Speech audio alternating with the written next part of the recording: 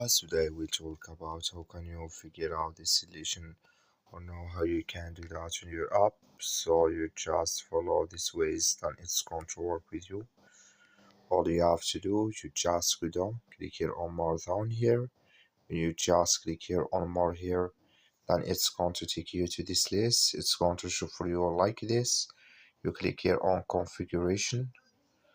So then you come to next step here, then all you have to do now. Just come here to start screen, daily end calendar. Just click on it.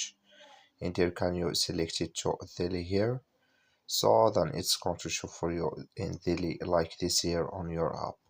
So that's all you have to do. I wish you know you are great. So you just follow these ways, then it's going to work with you. Thank you for watching. Don't forget to support us by liking, subscribe. So thank you for your watching.